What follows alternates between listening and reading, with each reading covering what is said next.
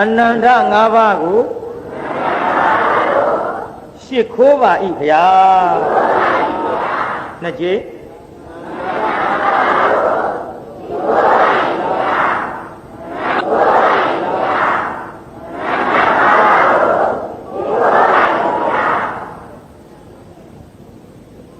ဟန်ကြပါ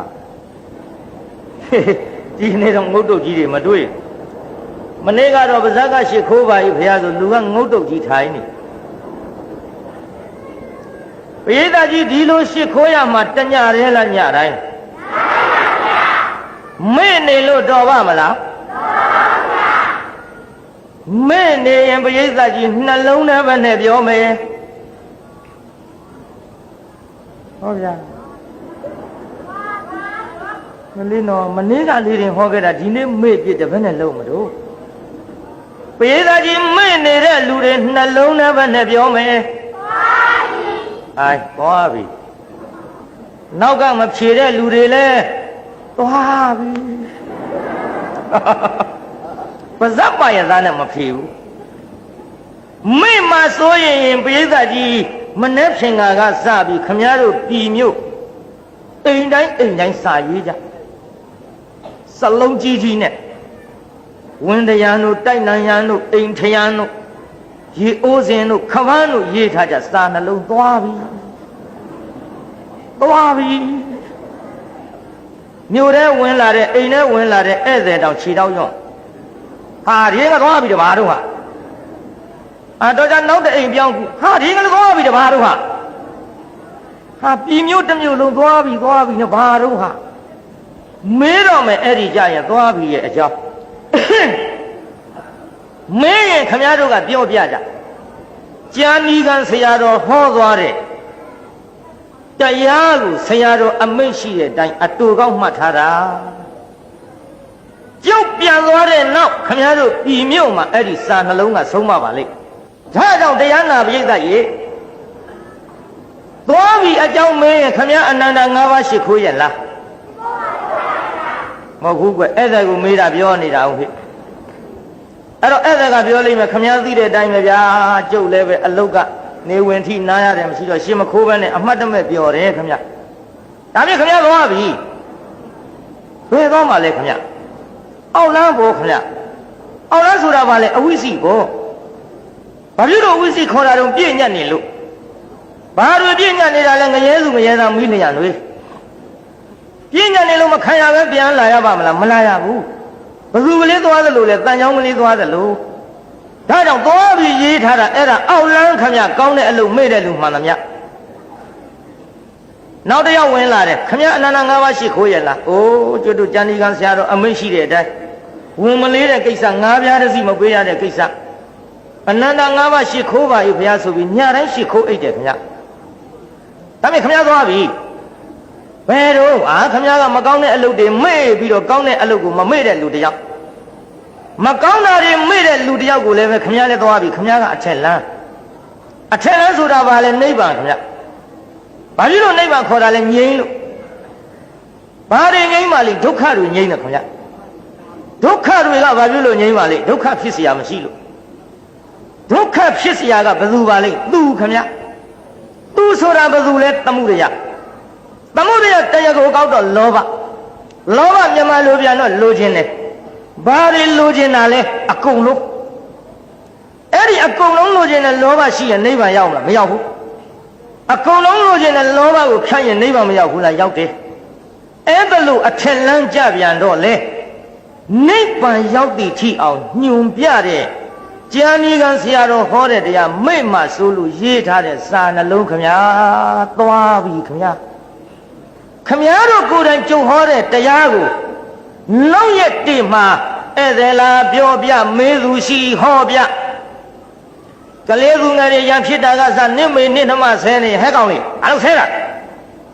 ကျန်ဒီကခေါင်းကြီးတရားမနာဘူးလားမင်းမရလောက်မှစာနှလုံးသွားလိမ့်မလို့လက်ညှိုးထိုးပြတခုတော့ရှိရအဖေနဲ့မေတတ်နေလို့သားသမီးတွေကလက်ညှိုးထိုးပြလဲဒုက္ခပဲဒါပဲဒီဘုသူဖြစ်ပြရမှာနော်ဒါကြောင့်တရားနာပရိသတ်ကြီးသွားပြီဆိုတဲ့စာနှလုံးရေးစမ်းရေးပြီးတော့နောင်ရက်ကိုခင်ဗျားတို့အသုံးပြုကြ တွေ့ပါလိမ့်မယ်မြို့နဲ့ပြနဲ့နေတော့အိမ်နာအိမ်နဘေးလမ်းဘေးတချို့ရိုင်ထိုးနဲ့လာလိမ့်ရိုင်ထိုးနဲ့တခွက်တော့တဲ့လူကတဲဆူတယ်ပြောငါလောကောင်ဘလူလူထင်အောင်ပါလေကွာလာလိမ့်မယ်ဒီရတဲ့ငါကြောက်စရာမရှိဘူးကွာလာလို့ရှိရင်တရားနာပရိသတ်ကြီးရိမ့်ထိုးပြီးဆဲသွားရင်အိမ်ထဲကနေပြီးနှလုံးနဲ့ပဲနဲ့ပြောလိုက်ဟုတ်ရာခုမှထသွားတာအရေးမေးပရိသတ်ကြီးမူးပြီးရမ်းဆဲလာတဲ့လူတယောက်ကိုအိမ်ထဲကနေနှလုံးနဲ့ပဲနဲ့ပြောလိုက်ဟိုချိန်ကျတိုးနော်ထေမှုကဝင်ရိုက်သွားအောင်စိတ်ထဲကပေါ့သွားပြီမိမချင်းလည်းတွေ့ပါလိမ့်မယ်နောက်အရာထဲငါလူကောင်းမတတ္တိရှိထိကြည်စမ်းဆိုတဲ့မိမတွေအရာထဲမကြားဘူးလားပြိဿမလေးသူတို့អော်လိုက်လို့အရက်ကငြိမ်းနေရင်အထင်ကြီးပြီးဘဝင်မြင့်မြင့်သွားတချို့မိမတွေတတ္တိရှိငါထိကြည်စမ်းတဲ့တို့လူကောင်းမကတမွှေးမှအကျွတ်မခံဘူးတဲ့ဇာမဏီမျိုးတဲ့ဆောင်းရနေမထောင်ရမ်းကြီးနာဇာမဏီမျိုးတဲ့ဒီတော့ဇာမဏီဆိုတာအမွှေးတစ်ပင်အကျွတ်ခံရအဲ့ဒါပြောအဲ့ဒါလိုအရာထဲများကလော်ဆဲနေတဲ့မိန်းမတွေရှိရင်တရားနာပိဋကကြီးမိန်းမချင်းနှလုံးနဲ့ပဲနဲ့ပြောသွားပြီမှတ်ထားကြတိုးနော်တော့ကြဟိုကမေးလိုက်မညီရပါသွားတာအောင်မယ်ညီတို့ဆဲတာဆိုတာရံဖြစ်တတ်သွားပြီပေါ့ဘယ်တော့မှလို့အောက်လန်းပေါ်အောက်လန်းဆိုတာဘာလို့အဝိစီပေါ်အောင်မယ်ညီကဝိစီပြောရမလားပြောတာပေါ့ညီတို့ဒါဖြစ်တာကိုတော့ကြကိုပါရောရံဖြစ်ကိုပါသွားဗျာရောဗျာနှမဒါကြောင့်တရားနာပရိသတ်ကြီးနောက်သွားပြီဆိုတဲ့စကားလုံးသုံးတတ်အောင်ဘုန်းကြီးပြန်ပြောပါကဲဒီကနေ့ကြင်ညာထားတာကတရားနာပရိသတ်ရေရှေ့ပိုင်းမှာကျွတ်တို့လူလားခွေးလားဆိုတဲ့တရားကိုဟောမလို့ပရိသတ်ကြီးရှေ့ပိုင်းမှာဘုန်းကြီးဘာဟောမှာဒီကနေ့ခွဲခြားရဖို့ပေါ့လေလူလားခွေးလားဆိုတဲ့တရားကိုဟောမလို့စထားရကျွတ်တို့သုံးလောကထွက်ထားသဗ္ဗညုမြတ်စွာဘုရားသခင်ကိုရောမြတ်ကြီးသက်တော်ထင်ရှားရှိတော်မူစဉ်အခါတောဒေယဆိုတဲ့ပုံနာကြီးတယောက်ရှိဒီကပုံနာကြီးနာမည်ဘယ်သူတဲ့တော့တောဒေယဘာဖြစ်လို့သူတောဒေယခေါ်ပါလိမ့်သူဒိဋ္ဌအဓိပတိတိတောဒေယောလို့ဆိုတော့ကောသလရှင်မယင်ကနေပြီးတော့တုဒိအမည်ရှိတဲ့ရွာကြီးကို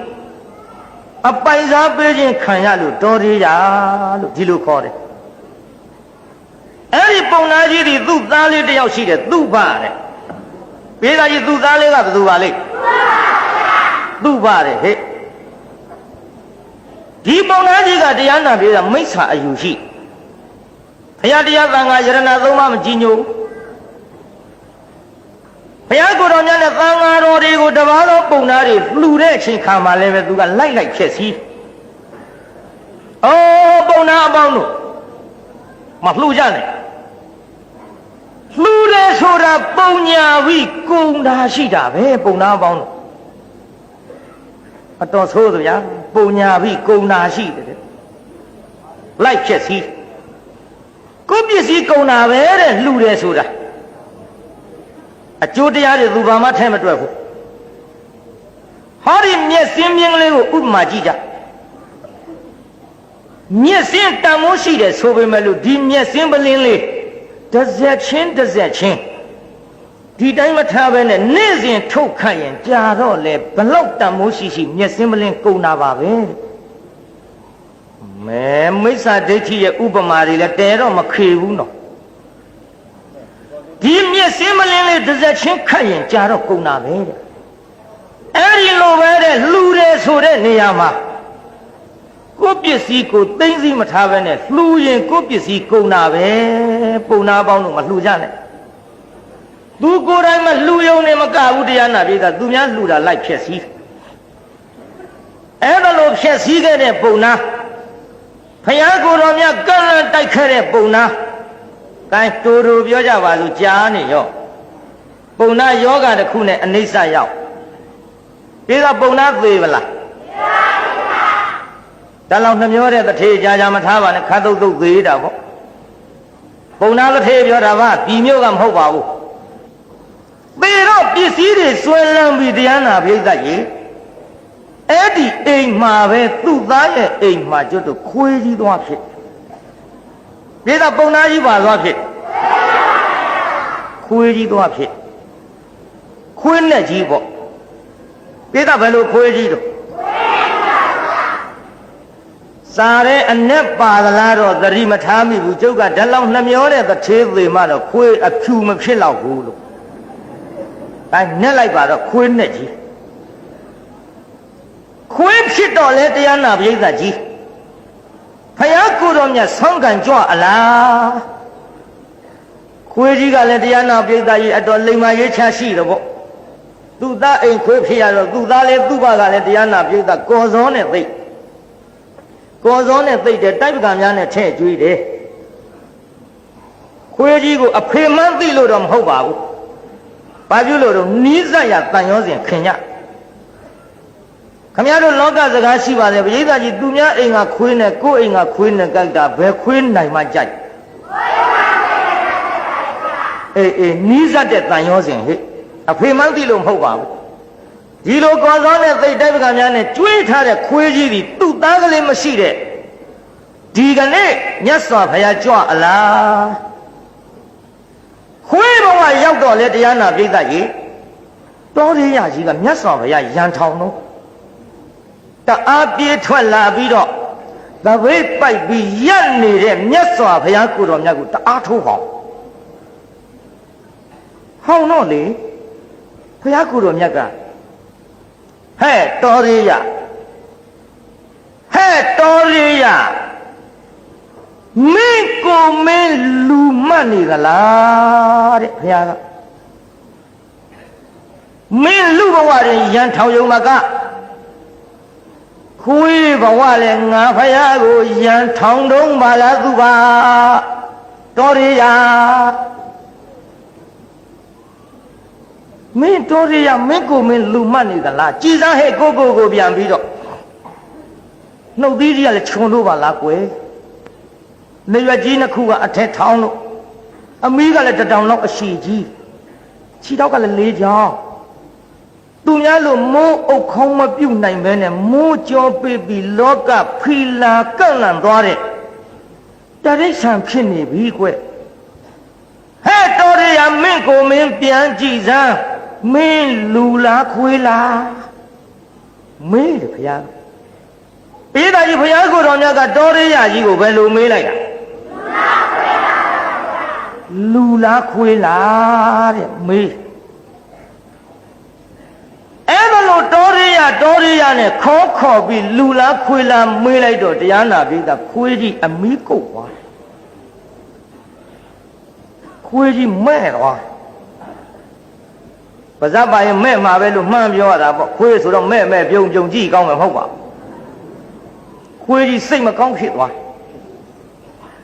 ဟင်းခေါ်ရမငါကိုခွေးလို့သူသိသွားပါပေါ့လားပိဿကြီးဟိုတောရိယကခွေးဘဝဖယားရန်ထောင်ပြီးဖယားပြောတဲ့စကားတွေသူနားလေတယ်နော်တန်မြင်ရတော့မမှတ်နဲ့ပြုအနာဂတဝင်နေကြည့်လိုက်တော့အဲ့ဒီခွေးဖြစ်တဲ့ဖယားရန်ထောင်တဲ့တောရိယကြီးကကျွတ်တူဖယားအလောင်းပိဋကကြီးဖယားဖြစ်မယ်နောင်သောအခါမှာပိဋကကြီးတောရိယကြီးကဘသူအလောင်းဖယားအလောင်းမဖြစ်ပေမဲ့လို့ပစ္စည်းဆွဲလမ်းမိပြီဆိုရင်ကြည်တရားနာပိဋကတောရိယကြီးခွေးဖြစ်ငါ့ကိုခွေးမှန်သိပါဘောလားလို့ဆိုပြီးတော့ခွေးကြီးစိတ်ပြက်ပြီးအိမ်ထဲဝင်သွားတယ်ကော်စောပေါ်မအိတ်တော့ဘူးပြာပုံနဲ့ထိုးဝစ်တော့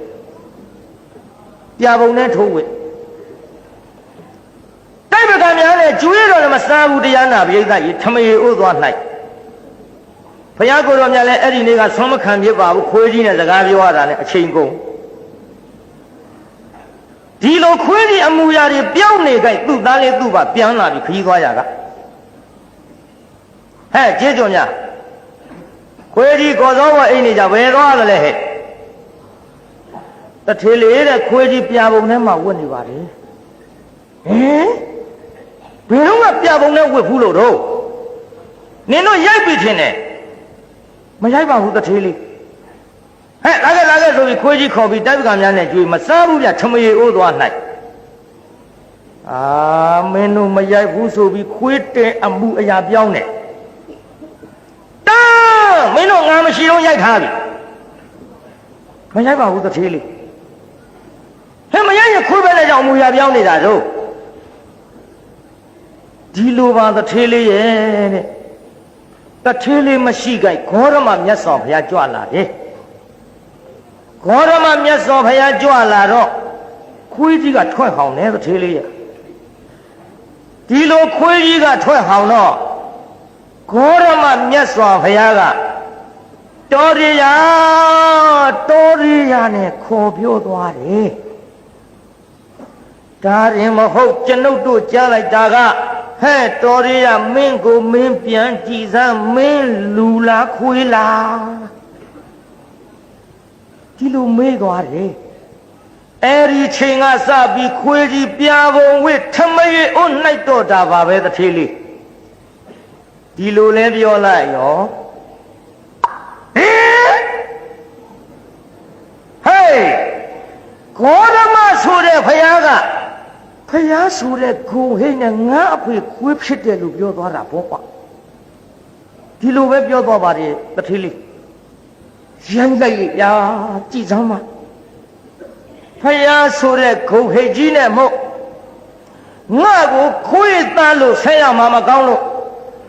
ငါအဖေခွေးဖြစ်တယ်ဆိုရင်သွယ်ဝိုက်တဲ့နီးနဲ့ငါကိုခွေးသားလို့ဆဲသွားတာပဲကွာဟေးဂေါရမကငါ့ကိုခွေးသားလို့ဆဲသွားတာမဖြစ်ဘူးဂေါရမလိုက်ပြီးတော့ငါမူတော်ဝါဒနဲ့ဆွဆွဲရန်ထောင်မဲ့ဆိုပြီးတော့တရားနာပြိဿခွေးသားသူ့ပါအဲ့လေဒါပါလို့လေပုံနာကြီးသားသူ့ပါသူ့ဖေခုခွေးဖြစ်နေတော့ခွေးသားသူ့ပါကဲတရားနာပြိဿဘုရားကျောင်းတော့လိုက်သွားဟိုရောက်တော့တော်ကြီးမောကြီးနဲ့အော်ရှင်ကြီးကောရမဟဲ့သူ့ပါဘာတော့ကွမင်းကျဲလောင်နဲ့ကျဲပဲအေးလေငါဖရားထူးနေတယ်မင်းဘာပြောချင်လို့တို့ရှင်ကြီးကိုရမသည်ကျွန်ုပ်ရဲ့အိမ်မှာရှိတဲ့ခွေးကြီးကိုတောတရားလို့ခေါ်သွားတယ်ဆိုဩမင်းကလည်းတောရမို့ငါဖရားတောရခေါ်တာအဲ့ဒါဘာပြုလို့ကွဒါဖြင့်ကျုပ်ဖေကိုခွေးဖြစ်တယ်လို့ဆိုလိုက်တာဗောဖြစ်လို့ဖြစ်နေမှငါဖရားဆူမလားကွယ်တဲ့မင်းဖေခွေးဖြစ်နေတာဟုတ်သားပဲအဲ့ဒါဘာပြုလို့ကြည်စမ်းငါအဖေခွေးဖြစ်ပြန်တဲ့ရှင်ကြီးကိုတော့မှသင်ဘာပြုလို့ခွေးဖြစ်တယ်လို့ပြောနိုင်တာတော့ရစ်စလာကြီးလားဖရားဆိုတဲ့ဂုံဟိကြီးနဲ့ခွေးသားလို့တိုက်ရိုက်ဆဲရမှာမကောင်းလို့ကျွန်ုပ်ကိုခွေးသားလို့ဆဲလိုက်တာလားဟေးမင်းခွေးသားလို့ငါကဆဲသလားတဲ့ဆဲတော့မဆဲဘူးပေါ့အေးကွယ်ငါဘုရားကဆဲမှမဆဲပဲနဲ့ဒါပေမဲ့ကျွန်တော်ခွေးဖြစ်နေတယ်ဆိုတော့ကျွန်တော်ခွေးသားမကြဘူးလားအေးလေကြားနေတာဟုတ်လို့ကြတာပဲကွယ်ကြည်စမ်းရှင်ကြီးကတော့မှဘာသက်သေပြနိုင်ဟဲ့နေအောင်ကွယ်ဒီမှာမင်းသက်သေပြရင်ယုံမလားဟဲ့ယုံမဲ့ရှင်ကြီးကတော့မှကဲသက်သေပြလို့ယုံမယ်ဆိုရင်မင်းကမေးရအောင်မင်းအဖေသေသွားတော့ပစ္စည်းတွေစုံလင်အောင်ပေးကြရလားဟဲ့စုံအောင်မရလိုက်ပါဘူးရှင်ကြီးကတော့မှဘာတွေကြံတော့ဟဲ့တသိန်းတန်နဲ့ရွှေချေနဲ့ရွှေခွက်ရွှေပန်းကိုင်တသိန်းတန်သောပစ္စည်း၃ခုမရလိုက်ပါဘူးရှင်ကြီးကတော့မှအေးဒါဖြင့်အဲ့ဒီပစ္စည်း၃ခုရရင်မင်းယုံမလားဟဲ့ဒီတသိန်းတန်နဲ့ပစ္စည်း၃ခုရရင်ယုံမဲ့ရှင်ကြီးကတော့မှ ကဲဒါဖြင့်ကောင်းပြီတဲ့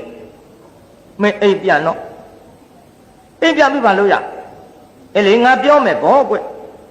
အိမ်ပြန်ပြီးတော့မင်းခွေးကြီးကိုကြာကြာနာနာဆက်ပြနဲ့တိုက်ရေချိုးရေချိုးပြီးတော့လေရေမရောတဲ့နွားလို့တွေနဲ့ကနာထမင်းချက်ပြီးတော့ခွေးကြီးကိုကြာကြာနာနာကျွေးပြီးတော့မင်းကောင်းရင်ထား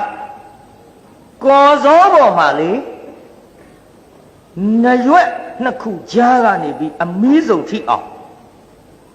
အဲ့ဒီခွေးကြီးကိုအဖေခေါ်ပြီးတော့ကြာကြာနာနာသိဟင်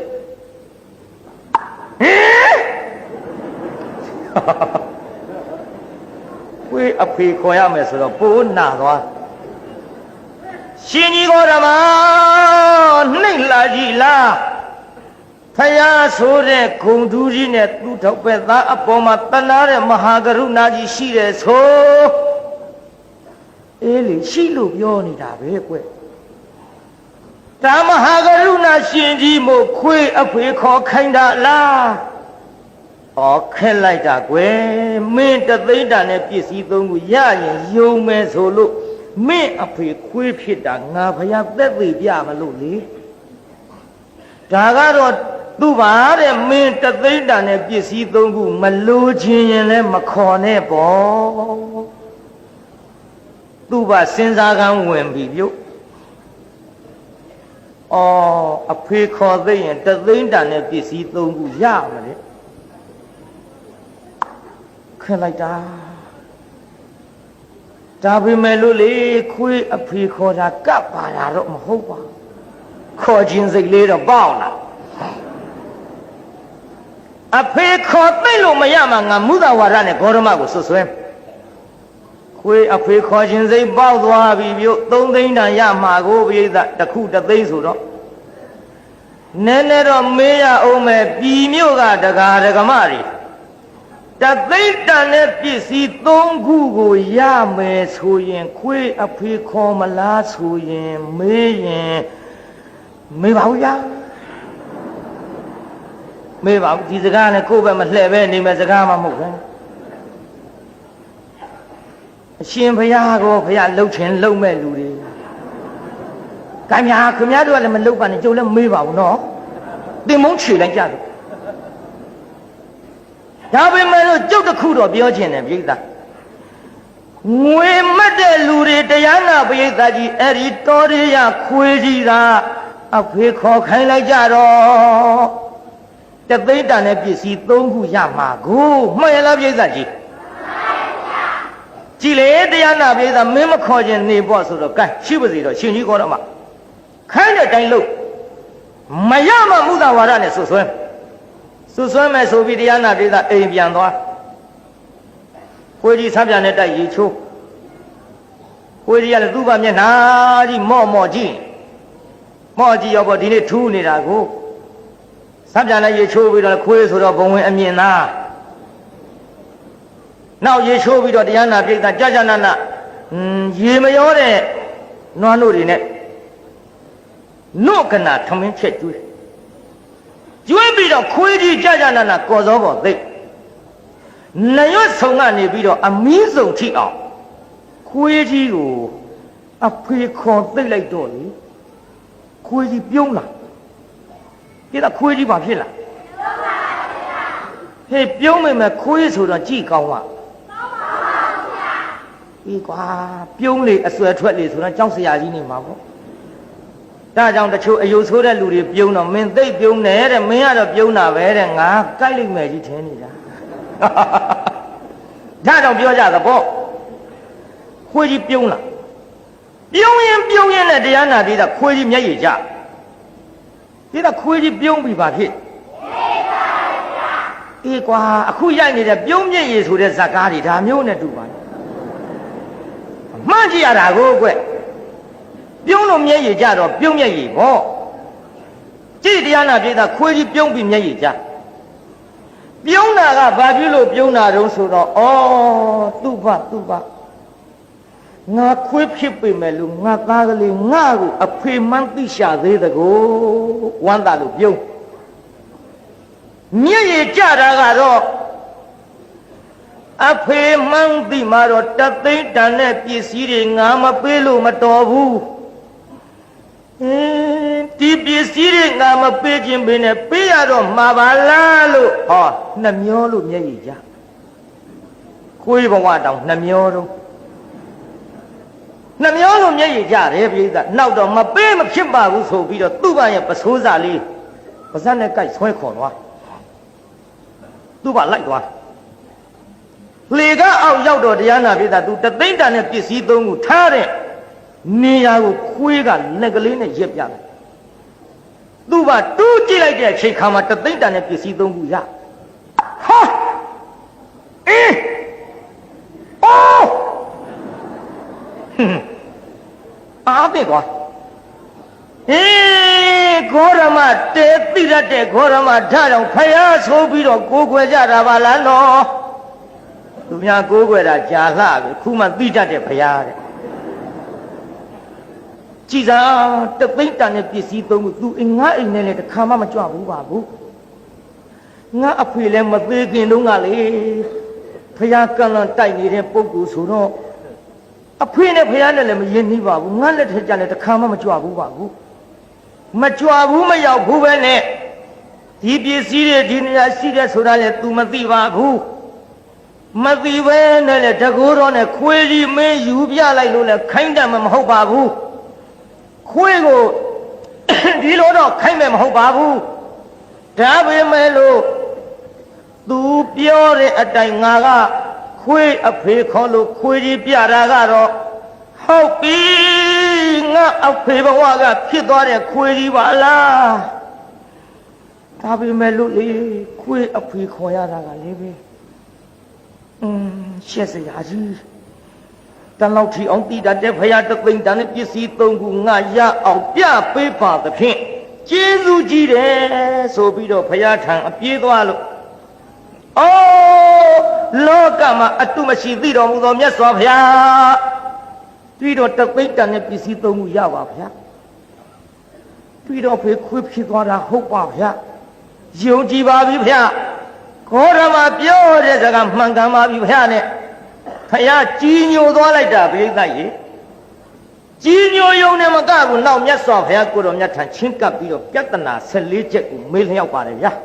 ကဲနောက်ကလက်ချိုးပြီးတော့ဆိုကြတလုံးချင်းဆိုဟိတဲ့နောက်ကထွက်ကြမှာတဲ့နောက်ကလူတွေအသက်ထွက်ကြမှာမဖြေလို့ဘုန်းကြီးတော့စိတ်ဆိုးတော့မှထင်တယ်နောက်ကလူတွေသက်ထွက်ကြတာမှာဖြေခိုင်းတာတဲ့ဩဒါဟဲ့ဝေလှကံစီညိုညာ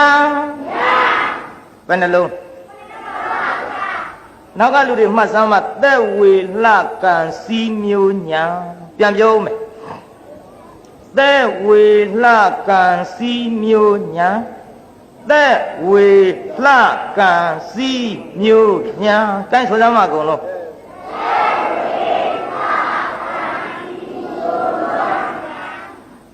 ညီညီလေးပြန်ဆိုစမ်းမ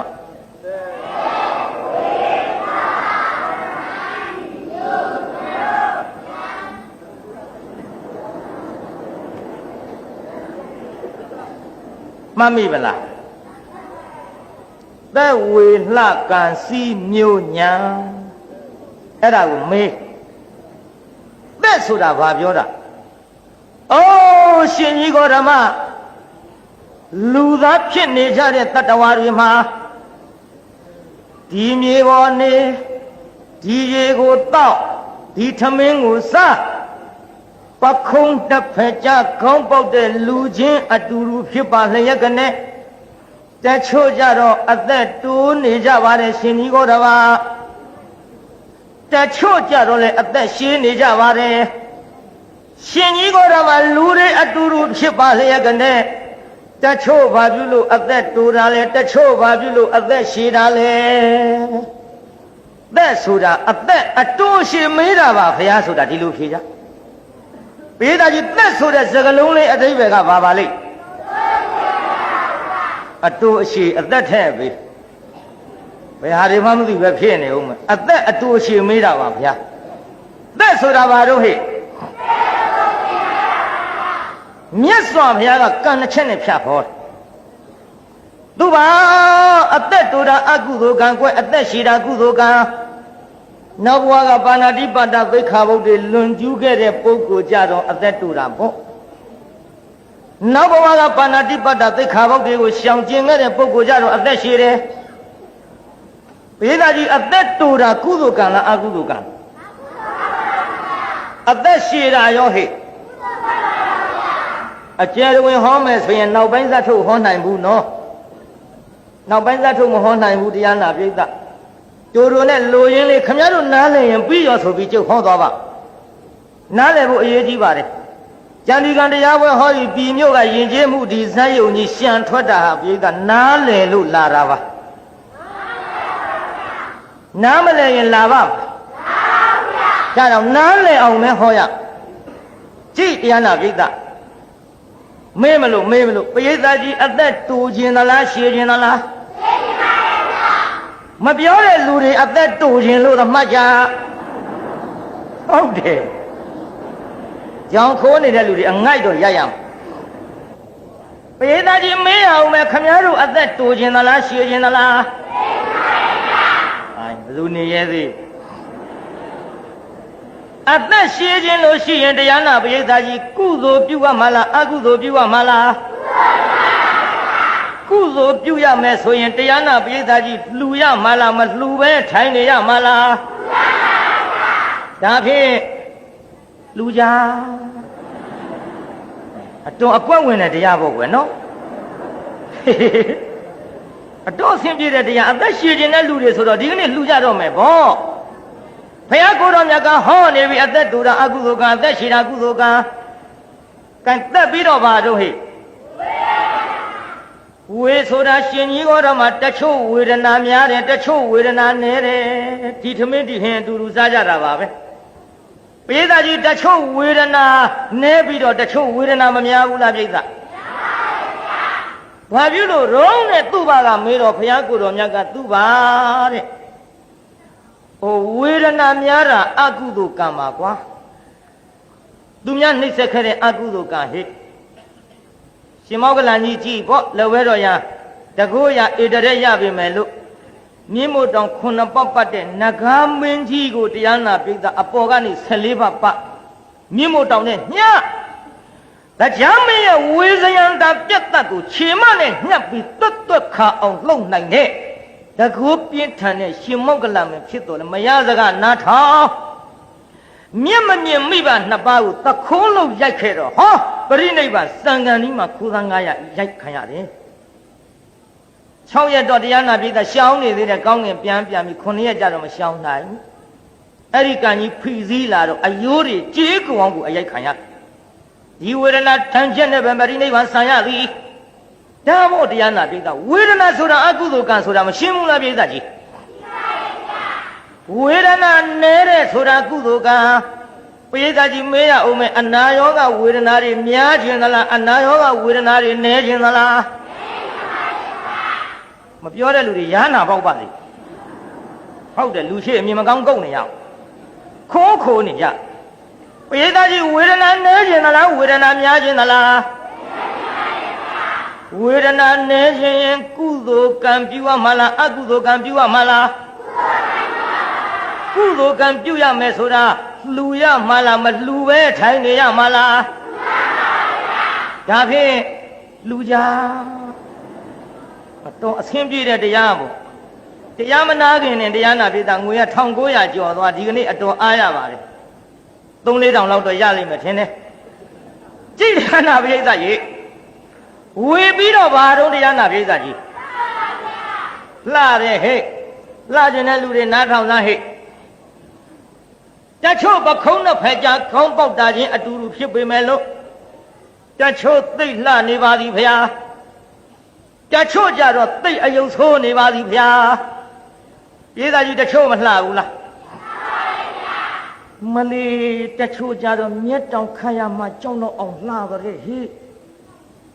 မျက်တောင်ခတ်ရမှကြောက်တယ်တဲ့ဘာဖြစ်လို့တော့လို့ဆိုတော့ မလီမြတ်တောင်များခတ်လိုက်ရင်တဲ့တမန်းမြတ်တော်ကြီးချားသွားသလို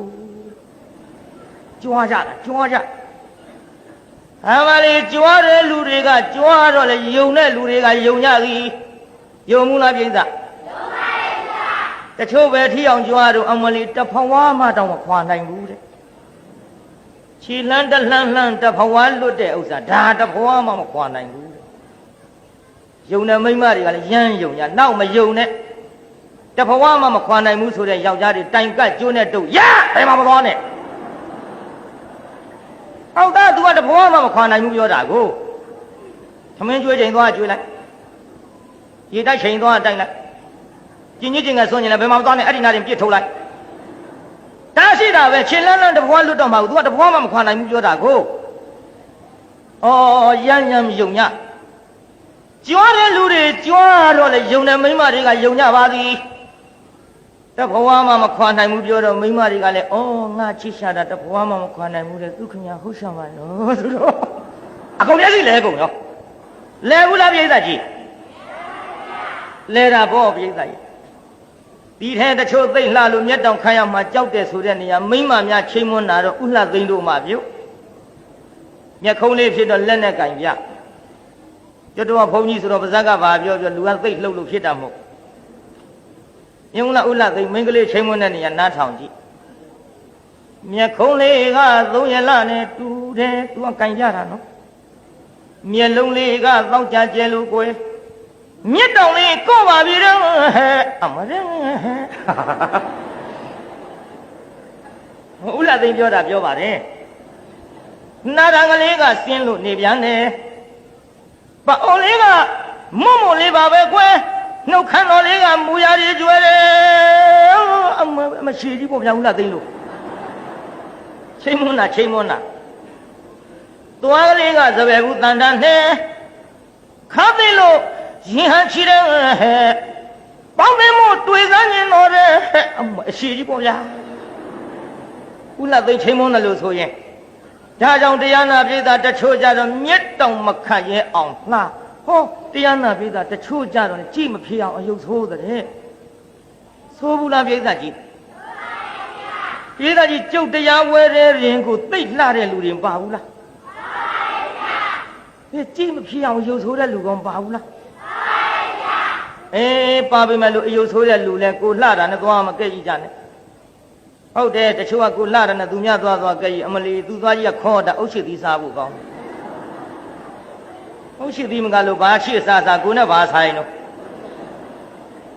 ခင်ဗျားတို့ကတော့သွားခေါ်လို့ကြည့်ကြတာဗျအကြိုက်တွေ့တော့ဘာပြောတယ်ထင်လို့သဘောလေးနဲ့မင်းရဲ့ပြုံးနေတယ်လို့ပဲကွဟိုဖြင့်ခေါ်လို့စီမရဒါသူကပြုံးနေတယ်လို့ထင်တချို့ကြတော့လည်းမျက်လုံးမေးတာသွားကြည့်အမလီသူ့မျက်လုံးကမေးတာတဲ့ပွေးမျက်လုံးကျနေတာကြာရင်ပိတ်တော့မကြီးဝွင့်ကြနေတာပဲဘာဝွင့်ဖြစ်ဖြစ်ကိုနဲ့ဘာဆိုင်လို့ခမည်းတော်ကတော့မျက်လုံးမေးလို့ကြက်ရည်သူ့အကြိုက်နဲ့သူတွေ့တော့လေသူ့အိုးနဲ့သူ့ဆန်တန်ယုံနဲ့မျက်လုံးကလေးကိုကအိတ်နေသလိုပဲကွဟိုဖြစ်မေးလို့ဖွင့်မရအကြိုက်တွေ့တော့အိတ်နေသလိုပဲတဲ့ပြိဿရဲ့ဒါကြောင့်တရားနာပြိဿကြီးကိုလှတာနဲ့သူများသွားမကြက်ရည်ပါနဲ့ဟေးအယုတ်ဆိုးတဲ့လူတွေလည်းငါအားပေးခဲ့မယ်ဟေ့အားမလျှော့ပါနဲ့အယုတ်ဆိုးလို့မရတာလောကမရှိပါဘူးပြည်သားကြီးအယုတ်ဆိုးလို့မရတာလောကရှိရမြစ်ထဲကမျောလာတဲ့မဟာဗရုမမင်းသားကြီးဆယ်တဲ့ခြေတွေလက်တွေမပါတဲ့ပေါင်ထိုးတောင်မိဖုရားကြီးကကောက်ကြိုက်လိုက်သေးသည်အားမလျှော့နဲ့ဟဲ့ဒါကြောင့်တရားနာပြည်သားကြီးမေးရအောင်မယ်ခမရတို့အယုတ်ဆိုးတာကြိုက်သလားယုတ်လှတာကြိုက်သလားကိုလှခြင်းတို့မလှခြင်းတို့လှတာပဲကြိုက်ကြဒါပေမဲ့လို့ငါနည်းနည်းတော့မှားခဲ့မဟေးလှတာများရိုင်းမကြိုက်ကြနဲ့ရမ်းမကြိုက်ကြနဲ့လှတာများလှတာမဲ့တော့ဘာပြုဆိုလားကုန်ပြီနော်ငါမပြေချင်လို့ခြံထားသူကပြစ်တုတ်လိုက်သေးဒီတော့တရားနာပိဋကရေဒါကြောင့်လှတာရမ်းမကြိုက်နဲ့ကျုပ်ကိုယ်တိုင်မှားဘူးတဲ့လှတာရမ်းကြိုက်လို့ပြောရအောင်ငယ်ကျိုးငယ်နာတော့ကုံတော့မှာအခုမဟုတ်ပါဘူးဟိုကိုရင်တုန်းကငငယ်တုန်းကသိမှသိပဲကိုရင်တုန်းကကျုပ်စကိုင်းမှနေ ကိုင်းနေတော့ဘုန်းကြီးကလည်းကျုပ်အမတန်ချစ်ရန်ကုန်ကတရားနာပြည်သာကားကြီးနှစ်စင်းဖျားဘူးလာကြတယ်စကိုင်းရန်ကုန်ကအဲ့ဒီကားကြီးပေါ်မှာပါလာတယ်မခင်တန်းဆိုတဲ့ကလေးမလေးကသိလှရန်ကုန်ကမခင်တန်းဆိုတဲ့ကလေးမလေးသိလှတော့တရားနာပြည်သားကြီးကျုပ်ကမျက်တုံခတ်ကြည့်ကြည်ုံနဲ့မကဘူးတရားနာပြည်သားဦးစင်းနေရှိသွားချိန်မွန်းဦးစင်းဖေဟဲ့ကွယ်ဘာတော့မခင်တန်းလေးလှတယ်ခဏခဏချိန်မွန်းတော့ကြောင့်ဟိုဦးစင်းနဲ့တွေ့တယ်ဦးစင်းဖေမခင်တန်းလေးလှတယ်ဒီကောင်မျက်စိကျနေပြီထင်တယ်ဟဲ့ကိုရင်မင်းခင်တန်းစာပေးကွာဦးစင်းနေကမြောက်ဝေးတယ်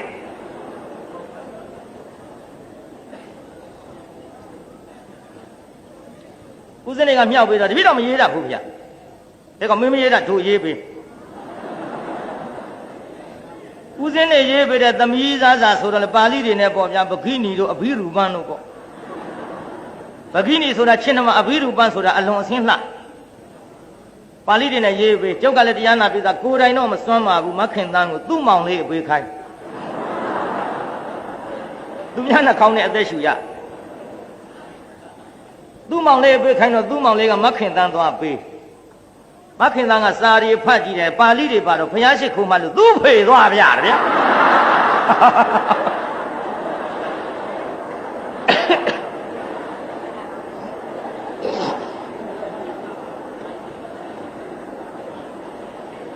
ငါးပါးတော့မှောက်ပါ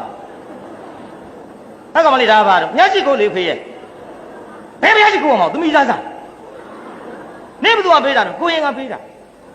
ဦးစင်းနဲ့မြောက်ပေးတာနေမှာပြန်ပေးလိုက်ဆိုတော့မခင်တန်းကကျုပ်ရှိပြန်စာလေးလာအဲ့ဒီစာတော့ပြန်မပေးဘူးပြန်စာလေးကိုရင်နဲ့တပည့်တော်မှမေတ္တာမမျှခြင်းပါနဲ့တဲ့တပည့်တော်မှလူစင်မမိလို့ပါကဲကျုပ်ကျင်တတ်မလားဗျကြည်စမ်းပါဗျာ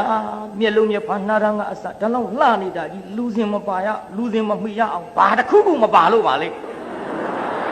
ကျုပ်မကျင်တတ်ဘူးမကျင်တတ်တော့နောက်ထပ်ပေးတယ်စားတစောင်းထပ်ပေးတော့မခင်တန်းကတရားနာပြည်သားဒီတစ်ခါတော့ပြန်စာမဟုတ်ဘူးချင်းစာလေးလားချင်းနဲ့စာလေးအေးကွယ်ချင်းနဲ့စာလဲငါညီများနားထောင်ကြီးမင်းတို့ဆိုတော်တဲ့နေရာချင်းမှာပေါ့ငါချင်းပုံကြည့်ကွာကိုရင်နဲ့မယုံရင်မနဲ့စောစောဖုန်းကြီးရှိလာခဲ့ပါခေါင်းကြည့်သွားဟောဗျာလူငယ်တဘာဝချင်းတာလူကြီးမသိတဲ့နေရာချင်းရတယ်ငါဖုန်းကြီးရှိချင်းမှာဖုန်းကြီးလျှောက်ထားငါတော့ရိုက်တော့မှထင်တယ်ကျုပ်ကကြောက်အဲ့ဒါနဲ့တရားနာပြည်သားသူချင်းထားတဲ့နေရာဆိုတော့လည်းသွားရတာပေါ့လေသွားတော့တရားနာပြည်သားသူကဖုန်းကြီးရှိထိုင်းနေမခင်တန်လန်းသွားတာလည်းတစ်ခါမှမမြင်ဘူးကျုပ်ကထိုင်းနေတော့ကြည့်ချင်းမွန်းမခင်တန်ဖုန်းကြီးရှိကြုံကလေးထိုင်းနေကျုပ်ကမလှမ်းမကန်းကလှမ်းကြည့်စမ်းပါဗျာသူ့မျက်နှာကြီးကြည့်ကြလက်ပြီးဝန်းကြလို့လှလိုက်တာမျက်လုံးမျက်ဖန်နာရံကအစလူစင်မမိရအောင်ဘာများမပါလို့ပါလို့ကြည်သာမကြည်နပ်နေတာတရားနာပြည်သားသူ့ဘေးချထားတဲ့ဂျိုင်းတောင်ကြီးကျုံမမြင်ဘူ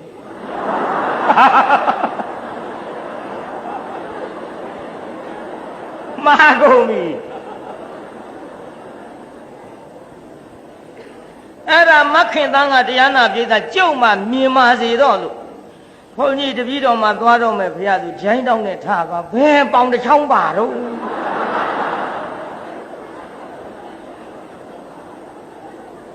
ရှက်လိုက်တာအဲ့ဒီတော့ကကျုံမျက်နှာဇီးရွက်လောက်ရှိမျက်နှာကိုမဲသွားငယ်ငယ်တုန်းကဟဲ့လှတာကိုရမ်းကြိုက်လို့ငါမှားခဲ့ဘူးတကွညီငယ်တို့နှမငယ်တို့ဒါကြောင့်လှတာတွေရမ်းမကြိုက်ကြခြင်းနဲ့လှတယ်ဆိုတဲ့ကိစ္စရုပ်လှထားတယ်မကဟေးအချင်းလှမှဟေ့အစင်းလှတာလောက်မရှိနဲ့အချင်းလှမှလှတာကိုမကြိုက်နဲ့ဆိုလို့လဲလှတဲ့လူတွေငါမျက်စောင်းမထိုးကြနဲ့ရုပ်လဲလှမယ်အချင်းလဲလှမယ်ဆိုရင်အဲ့ဒါပို့ပြီးတော့အဆင်ပြေပါတယ်ရုပ်လှတဲ့လူတွေလဲစိတ်ကလေးလှအောင်ကြိုးစားကြကောင်းမလားပြိဿကြီးစ စိတ်ရောရုပ်ရောလှသွားတယ်ဆိုရင်အတိုင်းချင်းအလွန်ပေါ့မှန်ရလားမှန်ပါဗျာဂိုင်းကြည်တရားနာပြိဿရေအဲ့ဒါကြောင့်မို့လို့လှတာရမ်းမကြိုက်ဖို့သတိပေးပြီးတဲ့နောက်ကျုပ်ကိုယ်တိုင်မှားခဲ့ဘူးလို့ရှေ့ဆက်မေးရအောင်ပရိသတ်ကြီးရုပ်လှတယ်ဆိုတာကုသိုလ်ကံလားအကုသိုလ်ကံလားမအားနဲ့ဟိလှတာလှပရိသတ်ကြီးရုပ်လှတာကုသိုလ်ကံလားအကုသိုလ်ကံလားအယုတ်ဆိုးတာကရုပ်လှတာမေတ္တာဟိအယုတ်ဆိုးတာဒေါသဟိအကုသိုလ်စေတသိက်သူပါရုပ်လှတာကုသိုလ်ကံအယုတ်ဆိုးတာအကုသိုလ်ကံကံတစ်ချက်နဲ့ဖြတ်ခေါ်နောက်တရားနာပြေသားကြီးလှပြီးတော့ပါလေကံဟိတချို့ဘုံကံကြီးတယ်တချို့ဘုံကံနီးပြေသားကြီးတချို့ဘုံကံမကြီးဘူးလားတချို့ဘုံကံမနီးဘူးလားဘုံကံကြီးတယ်ဆိုတာကုသိုလ်ကံဘုံကံနီးတယ်ဆိုတာအကုသိုလ်ကံမှန်လားပြေသားကြီးဘုံကံကိုမသိမချင်းတစ်သက်လုံးကြီးမဲ့ဘုံကံမျိုးကိုပြီးဆုံးသည့်တိုင်အောင်ကြိုးစားပြီးတော့ပြုရနောယထာတို့ဘုံကံကြီးသလောက်တရားနာပြေသားကြီးနောက်ဆုံးကြတော့ဘာခတ်ပါလိမ့်ဘုံကံကြီးတဲ့အချိန်ကြီးပြီးတော့နဲတဲ့အချိန်ကြတော့လေသူခမညာခံရရှာရောဒါကြောင့်ဘုံကံကိုတစ်သက်လုံးကြီးအောင်သေခိဘုံကံကြီးအောင်ကုသိုလ်ကောင်းမှုကိုကြိုးစားပြုကြကောင်းမှုလားပြေသားကြီးကံကလည်းအလွန်အရေးကြီးပါတယ်ပြိဿနော်ကံဆိုတာသူများပြုတဲ့မှုပုံပေါ့ကိုပြုတဲ့မှုပြိဿကြီးကံဆိုတာဘယ်သူပြုတဲ့မှုကြိုးစားကြပေါ့မြင်မလားရှေးတုန်းကများတရားနာပြိဿငါမွှေးတို့များကံပေးတာနှမ်းလော်ဆိုင်တာတော့အပင်ပေါက်ကြတယ်ပြိဿကြီးမေးအောင်မယ်နှမ်းလော်ကျဲတာအပင်ပေါက်နိုင်မှာမလားအဲ့ဒါပေါက်တယ်ဗျာပေါက်ပုံလေးပြောရအောင်မောင်မွှေးသူများနှမ်းခင်းနေပြက်တယ်သူနှမ်းခင်းမပြက်ဘူးငါဘာပြုလို့ဒီလောက်အကျိုးပေးပါလိမ့်ငါမွှေးတို့နှမ်းလော်ကျဲပါကွာစမ်းစမ်းသူကံသူစမ်းငါမွှေးနှမ်းလော်ကျဲမကွာဆိုပြီးတရားနာပိဿနှမ်းလော်တဲ့တောင်းကြီးထမ်းသွားပြီးတရားနာပိဿရေတော်တဲ့ရောက်တော့နှမ်းမကျဲခင်တရားနာပိဿနှမ်းတောင်းလေးချပြီးတော့တဲကလေးတဲ့သွားအိတ်တရေတမောသူနဲ့ရာခင်းချင်းရှင်လို့တဲ့လူကလည်းမောင်မဲတဲ့ပြိဿမောင်မဲကစဉ်းစားတယ်ငါမွေးနဲ့ငါနဲ့ရာခင်းချင်းရှင်လို့တာစီးရိုးချတယ်ငါရာခင်းပြက်ပြီနဲ့သူရာခင်းမပြက်ဘူးဘယ်နဲ့ကြောင့်အကျိုးပေးနေပါလိမ့်တန်ဘာမှမဟုတ်ဘူးမျိုးကောင်းလို့ဖြစ်ရနှမ်းမျိုးကောင်းလို့ဖြစ်ရဒီကောင်တော့နှမ်းမကျဲသေးဘူးနှမ်းတောင်းချပြီးတော့တဲတဲ့ဝင်အိတ်သူမျိုးကောင်းတဲ့နှမ်းတောင်းတဲ့ငါနှမ်းတောင်းမကောင်းတာတွေနဲ့လဲဆိုင်နှမ်းတောင်းခြင်းသွားလဲစိုက်လိုက်ကြတာပြိဿနှမ်းပင်ပေါက်မဲ့အချိန်ကြတော့မောင်မွှေးနှမ်းခင်းကဦးလို့မောင်မဲနှမ်းခင်းတပင်မပေါက်ဘယ်ပေါက်မလို့ဟိုကလှော်ထားတာတွေသူကယူဆိုင်အဲ့ဒီနေ့ကစပြီးတရားနာပြိဿကံပေးတဲ့နေရာငါမွှေးတော့မစမ်းကြနဲ့နှမ်းလှော်ကျဲတာတောင်အပင်ပေါက်တကွလို့ရာဇဝင်ရောက်ဘူးတယ်မှန်လားပြိဿကြီးဒါကြောင့်တရားနာပြိဿကြီးဘုံကံကြီးတယ်ဆိုတာလည်းမိမိပြုတဲ့ကုသိုလ်ကံဘုံကံနီးတယ်ဆိုတာမိမိပြုတဲ့အကုသိုလ်ကံပြိဿကြီးဘုံကံနီးခြင်းသလားကြီးခြင်းသလားကြီးပါရဲ့ဗျာဘုံကံကြီးခြင်းရင်ကုသိုလ်ပြုရမှာလားအကုသိုလ်ပြုရမှာလားကုသိုလ်ပြုရမယ်ဆိုရင်လှူရမှာလားမလှူပဲထိုင်နေရမှာလားတော့နာပါရဲ့လှူကြအတော်အဆင်ပြေတဲ့တရားတော်ပြိဿကဲကြည်တရားနာပြိဿရေကံပြီးတော့ပါလိမ့်တချို့စီးပွားဖြစ်ပါတယ်တဲ့ရှင်ကြီးကတော့မှတချို့စီးပွားမဖြစ်ဘူးတဲ့ပြိဿကြီးတချို့စီးပွားမဖြစ်ဘူးလားတချို့ကြတော့မထနော်စီးပွားဖြစ်ခြင်းတဲ့လူကြတရားနာပြိဿငွေနှစ်ကြက်နဲ့ထီမထိုးပဲနဲ့လက်မှတ်ကောက်ရတော့သိမ့်ပြီးပေါက်တယ်မှန်လားပြိဿကြီးစီးပွားမဖြစ်ခြင်းတဲ့လူကြတော့လေတရားနာပရိသတ်ငွေနဲ့ကြက်နဲ့ထီထိုးသိမ့်ဒီပေါက်လို့မဟင်္ဂရန်ကြီးခြိတောင်းတဲ့ကံအိမ်ပြန်ပြီးလက်မှတ်ပြောက်တော့စိတ်နောက်ယူရှာတယ်စီးပွားဆိုတာအတော်ခက်တယ်ရှာတိုင်းစီးပွားဖြစ်ရင်တို့တိုင်းပြည်တစ်ထဲကြီးနေမှာပေါ့မှန်လားပရိသတ်ကြီးစီးပွားဆိုတာရှာတိုင်းဖြစ်သလားပရိသတ် မဖြစ်ဘူးပိဋကကြီးအတော်ခက်အကျိုးပိတ်ချိန်တန်တော့လည်းပေးငွေနဲ့ကြက်နဲ့ထီထိုးပြီးတော့ဘိုးဘိုးအောင်မပါဆိုပေမဲ့လို့သိန်းတိမပေါက်တော့လဲအပြိုကြီးလင်ဝဲရန်ဆိုတာသိန်းတိဝင်ပေါက်ရှင်ပေါက်နေတတ်သည်မှန်ရလားပိဋကကြီးအော်တချို့တရားနာပိဋကဤစုစုကားကြီးတွေနှစ်ဦးစင်မြိုင်ထောင်ကြစီးပွားဖြစ်ချင်တဲ့လူကြတော့သူငှားတဲ့ကားသမားတရိုင်းဖာကအရက်မတော့ဘူးကုံသူဖတ်သူရအောင်ရှာတယ်ကားပစ္စည်းတွေမခိုးဘူးကားပြင်တော့လည်းလိမ်မပြောဘူးကျိုးပေးတိုက်တလုံးကနှလုံးဖြစ်လာဤစုစုတစ်စင်းကနေနှစ်စင်းထောင်လာစီးပွားမဖြစ်ချင်တဲ့လူကြတော့သူငှားပြီးတော့ခိုင်းတဲ့ကားတရိုင်းဖာကအရက်တော့ကားပစ္စည်းတွေခိုးကုန်မရှာဘူးဒီထဲတရားနာပြေးတာတောင်ကြီးတို့မေမြို့တို့လာရှိုးတို့တဲ့ကြောက်ကြီးတဲ့မူးပြီးတော့ထိုးကြကုန်ရောတစင်းတောင်ပြန်မထောင်နိုင်ဘူးစီးပွားပိဋကဒါကြောင့်တရားနာပိဋကကြီးရှာတိုင်းကစီးပွားဖြစ်မဲ့ဆိုရင်တို့တိုင်းပြေးတစ်ထဲကြီးဖြစ်ကုန်ကြမှာပေါ့အဲ့ဒါဘုရားကိုယ်တော်မြတ်ကဟောတဲ့စီးပွားဖြစ်တာကုသိုလ်ကံနဲ့စီးပွားမဖြစ်တာအကုသိုလ်ကံနဲ့ပိဋကကြီးမေးရအောင်မယ်စီးပွားဖြစ်ခြင်းလားမဖြစ်ခြင်းဘူးလားစီးပွားဖြစ်ခြင်းရင်ကုသိုလ်ပြုရမှာလားအကုသိုလ်ပြုရမှာလားကုသိုလ်ပြုရမယ်ဆိုတာလှူရမှာလားမလှူပဲထိုင်နေရမှာလားတိုင်းဒါဖြင့်လူကြအာနာလို့ဘုန်းကြီးကိုယ်စလဲများဝင်ပြောမလားလို့ကဲစီးပြီးတော့ပါလိမ့်တချို့အမျိုးမြတ်ကြပါသည်ရှင်ကြီးကောဓမ္မတချို့အမျိုးယုတ်ကြပါသည်အမျိုးမြတ်တယ်ဆိုတာကုသိုလ်ကံအမျိုးယုတ်တယ်ဆိုတာအကုသိုလ်ကံဘုရားဟောပိဋကကြီးတချို့အမျိုးမယုတ်ဘူးလားတချို့အမျိုးမမြတ်ဘူးလားလူငယ်တွေသတိပြုခဲ့အနန္တ၅ပါးမလေးစားတဲ့ခေတ်ဆိုတော့တချို့အမေကိုသရောင်းသမားကြီးဆဲကလေးမကြီးသရောင်းသမားကြီးတဲ့အမေကလည်းသမီးလေးပြန်ဆုံးပါတယ်နင်းနာဒုစန္ဒာမဟာမကြိုက်တဲ့သူတို့ပါဇက်တွေအဲ့ဒီလိုပါဇက်ကအထွတ်မကောင်းလို့ရှိရင်နောက်ဘဝတရားနာပိဋကကြီးအမျိုးယုတ်တတ်ပါသည်ဘုရားဟောကျမ်းဂန်ထဲမှာဒီလိုအမေကသမီးကိုဒုစန္ဒာဆဲလို့သမီးကအမေကိုဆဲလို့ဝစီဝေရတွေလိုက်ပြီးတော့ဒုစန္ဒာဖြစ်ကြတာတွေလည်းကျမ်းဂန်မှာနိပတ်တွေရှိပါဗျာမှန်လားပိဋကကြီးဒါကြောင့်ပိဋကကြီးအမျိုးမြတ်တယ်ဆိုတာကုသိုလ်ကံလားအကုသိုလ်ကံလားအမျိုးယုတ်တယ်ဆိုတာပိဋကကြီးအမျိုးမြတ်ခြင်းလားအမျိုးယုတ်ခြင်းလားအမျိုးမြတ်ခြင်းရင်ကုသိုလ်ပြုရမှာလားအကုသိုလ်ပြုရမှာလားကုသိုလ်ပြုရမယ်ဆိုတာလှူရမှာလားမလှူပဲထိုင်နေရမှာလားဒါဖြင့်လှူကြဟန်ကြတော့ကဲပိဋကကြီးဟိုမျိုးပြီးတော့ပါလိမ့်ဉာဏ်ဆိုတာတချို့ဉာဏ်ပညာကောင်းကြပါသည်တချို့ဉာဏ်ပညာအင်မတန်ဉာဏ်ဖြစ်ပါသည်ဒါကြောင့်ဉာဏ်ကောင်းတဲ့ဆိုတာဘာကြောင့်ဉာဏ်မကောင်းဘူးဆိုတာဘာကြောင့်ဒါကိုမေးသည့်အတွက်ဘုရားကဉာဏ်ကောင်းတဲ့ဆိုတာကုသိုလ်ကံဉာဏ်မကောင်းဘူးဆိုတာအကုသိုလ်ကံတချို့ဉာဏ်သိကောင်းတချို့ဉာဏ်သိဉာဏ်များကောင်းရင်လေတရားနာပိဋကပြည်မြို့မှာဟိုစာသင်တိုက်ကြီးတွေမရှိဘူးလားပိဋကစာသင်သားလေးတွေလိုအပ်တဲ့စာအုပ်တွေဝဲလူကြဒီစာကိုစာသင်သားတွေအံလို့ကြက်လို့သူတို့ညံတိုးသွားသလိုမိမိစာမသိနိုင်လွန်လဲပဲတရားနာပိဋကကြီးဉာဏ်ပညာကြီးမားတဲ့အကျိုးတွေရအောင်စာအုပ်လူကြ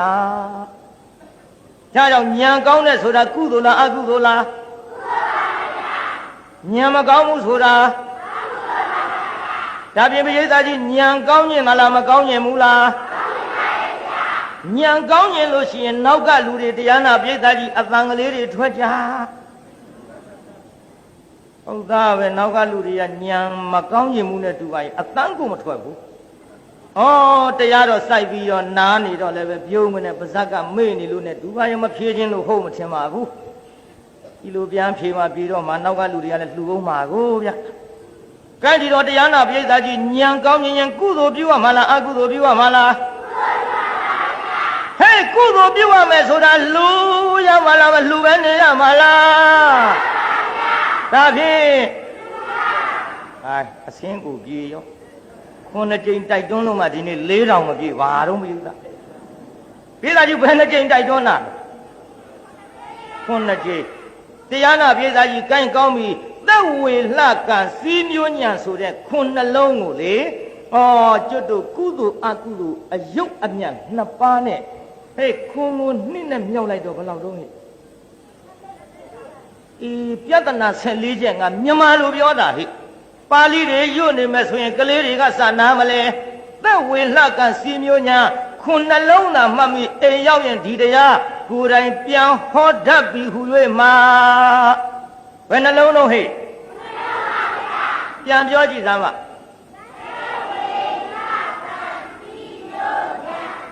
ဟန်ကြသွားပြီအဲ့ဒီပြဿနာခုနှစ်ချက်လည်းဖြေပြီးပါလေရောသူ့ဘဖယားသာသနာမှာဥပဒကဒါယကာကောင်းဖြစ်သွားတယ်လို့ကျမ်းဂန်ရှိပါသည်ကျေးဇူးကြီးဥပဒကဒါယကာကောင်းဖြစ်မသွားဘူးလားဖြစ်ပါရဲ့ကွယ်တရဏဂုံတည်သွားတယ်လို့မှတ်ကြပေါ့ဟဲ့ဒီမဲ့သူ့အဖေတော်သေးရကလည်းနောင်သောအခါဖယားဖြစ်မှာနော်